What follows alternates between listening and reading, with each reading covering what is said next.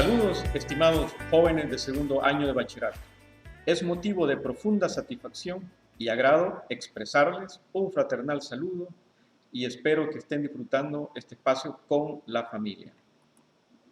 El objetivo de esta clase es relacionar la ética en el trabajo científico.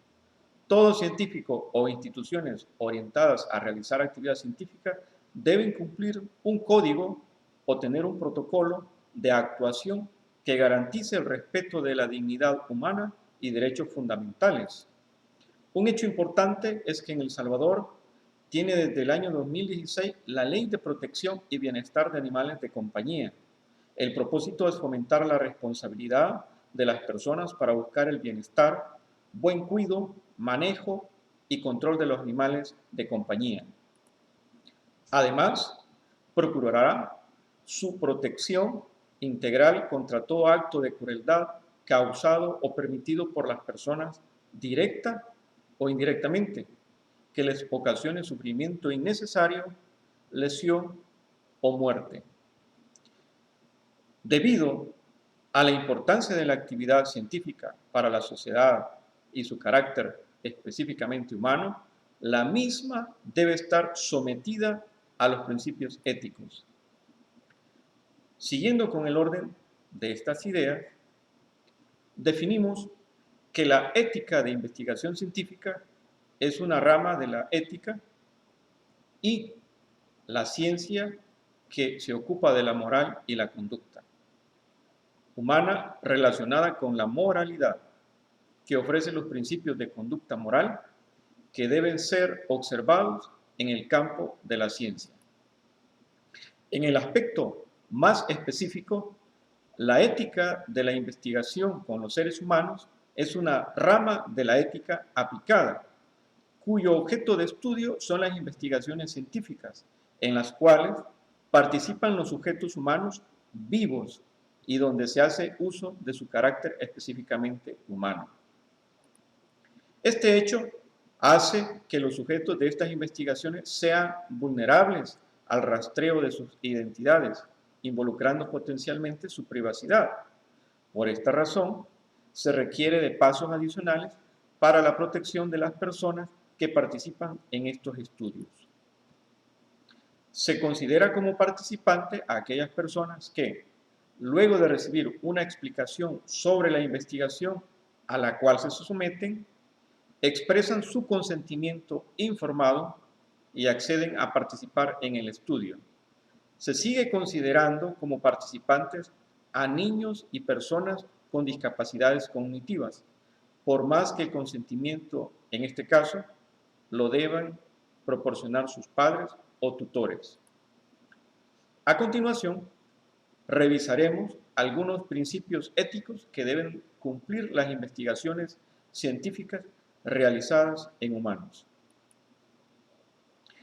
Principios éticos en relación con el investigador y su actividad científica. El investigador es responsable del ejercicio de su actividad científica frente a la institución que patrocina sus estudios y frente a la sociedad misma.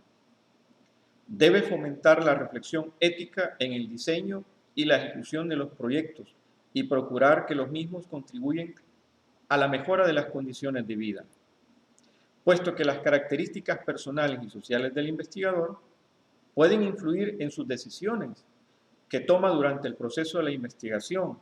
El mismo debe revisar qué intereses personales, profesionales o financieros animan la elaboración y ejecución de sus proyectos. Es importante que el investigador conozca estas tendencias y las haga conocer. Estudiemos algunos de estos principios. Relación con el medio ambiente. Al desarrollar las investigaciones con plantas o realizar tareas que involucran el medio ambiente, el investigador debe priorizar la protección de la naturaleza, la diversidad biológica, los recursos genéticos y los procesos ecológicos ante cualquier eventual impacto negativo que pudiera generar su estudio. La confidencialidad y el mantenimiento del anonimato e intimidad también debe de cumplirla el investigador. debido a que los participantes en el contexto de la investigación implica que nadie, excepto el investigador principal, pueda ver o vincular los registros de los datos recabados con sus nombres. Otro, la no coacción. En ningún caso se debe obligar a las personas a participar en una investigación. Transparencia y manejo inadecuado de datos es otro principio que se debe de cumplir. Los registros de la información obtenida se deben hacer de manera responsable, veraz y completa. Omitir, eliminar o modificar los datos con fines de ajustar, tergiversar o sesgar los resultados es inadecuado y desacredita la investigación. Otro punto importante es la citación de fuentes, donde puede ocurrir el plagio y el autoplagio. Al citar debidamente las fuentes, se debe de evitar cometer lo siguiente. Número 1, el plagio.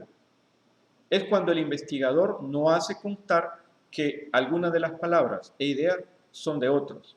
Y, segundo, autoplagio, cuando se presenta un trabajo publicado previamente como si fuera reciente. Veamos lo siguiente sobre el fraude y las malas prácticas en ciencia.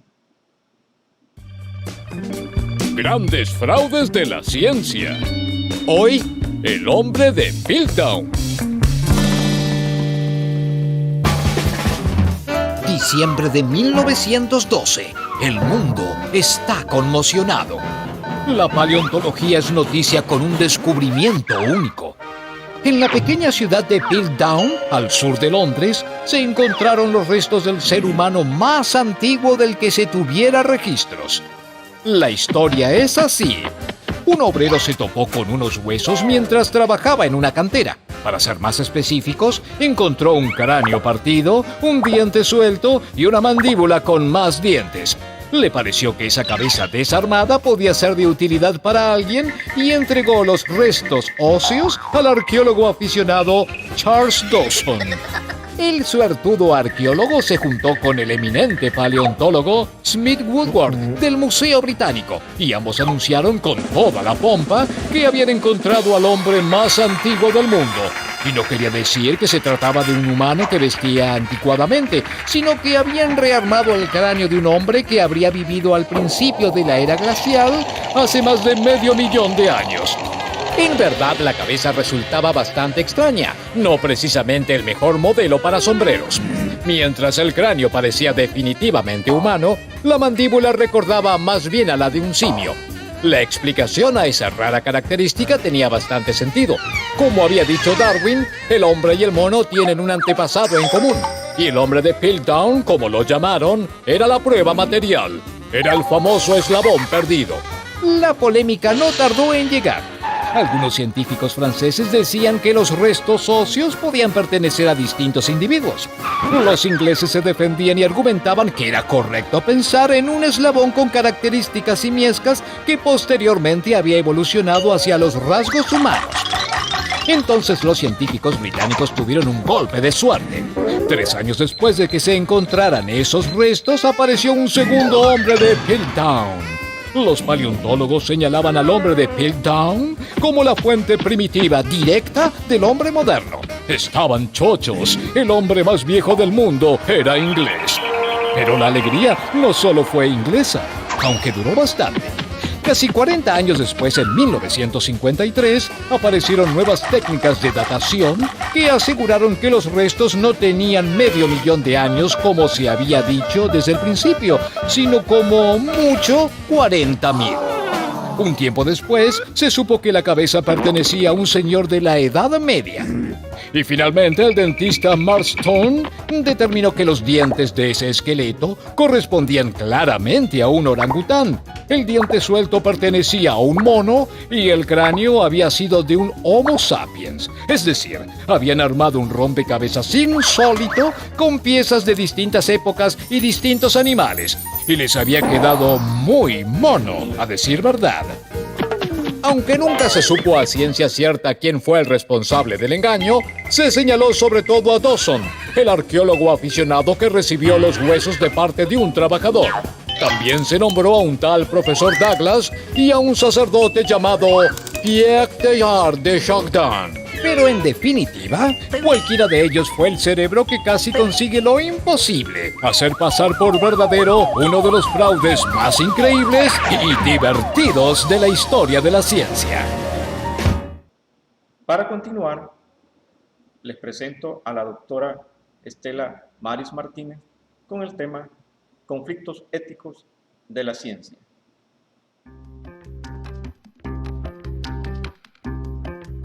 La ciencia es importante, todos nosotros la necesitamos. Creo que vamos a necesitar cada vez más la ciencia. Quiero decir con esto que las soluciones ser cada vez más complejos y no más simples, pero al mismo tiempo dejar el mensaje clarísimo de que la ciencia necesita control. Y necesita control externo, por fuera del aparato de la ciencia, porque la ciencia mueve poder y montañas de dinero, montañas de plata. Es decir, la ciencia neutral no existe. No solo que los científicos no son neutrales, la ciencia no es neutral.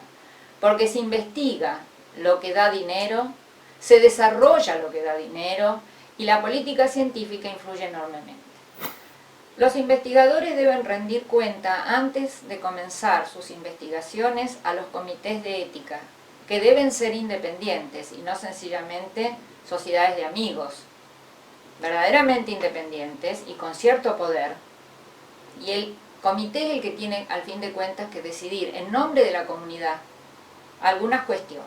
Por ejemplo, una investigación debe realizarse solo si existen buenas chances de que la población donde se va a realizar va a obtener ventajas.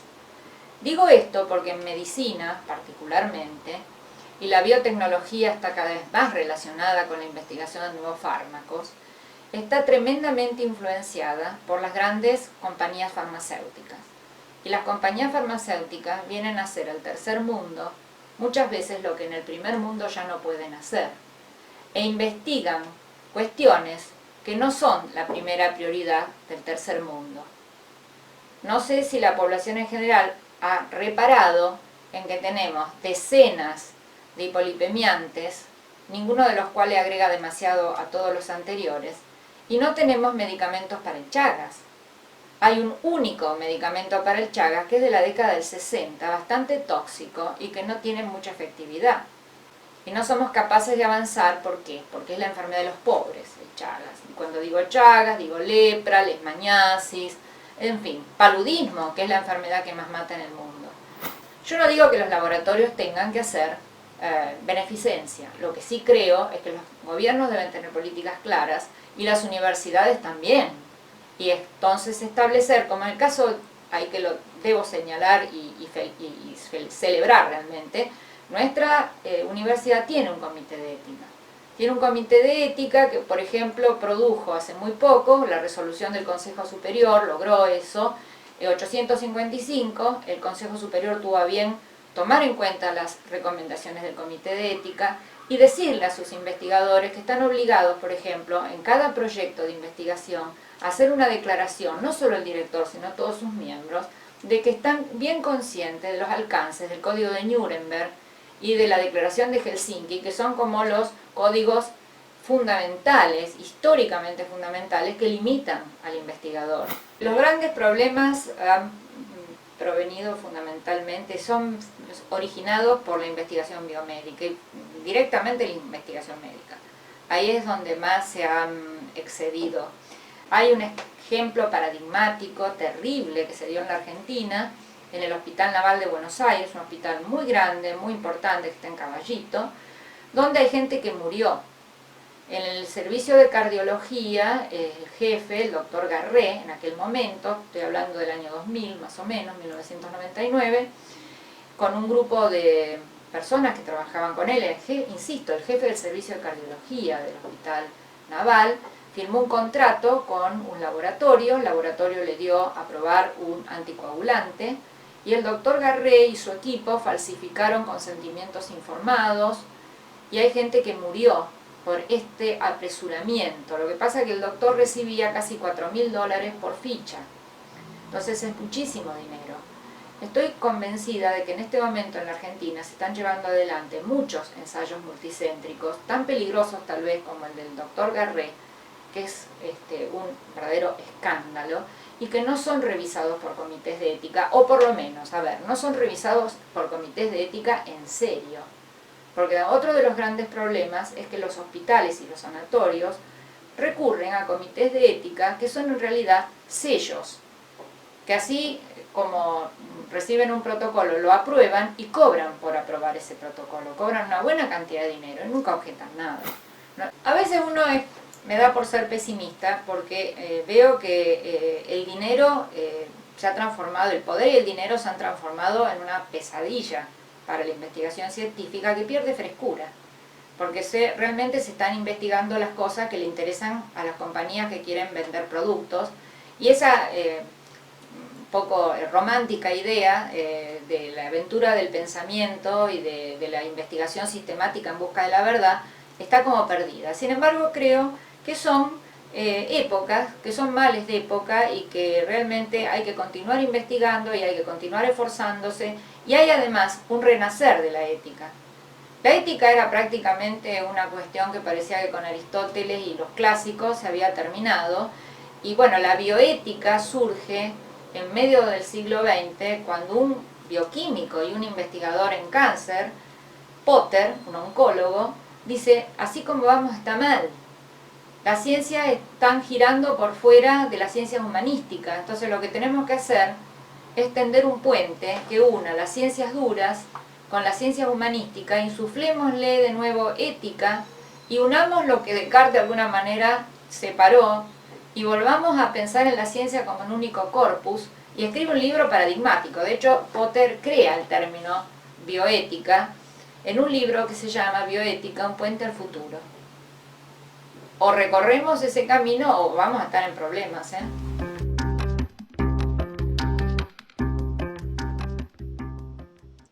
Los principales avances científicos y tecnológicos para El Salvador surgen en las áreas de tecnología de los alimentos, almacenamiento de agua, conservación de energía, agricultura, biotecnología, química, tecnología agropecuaria, tecnología de los materiales, transporte terrestre, robótica, infraestructura y acceso a la información.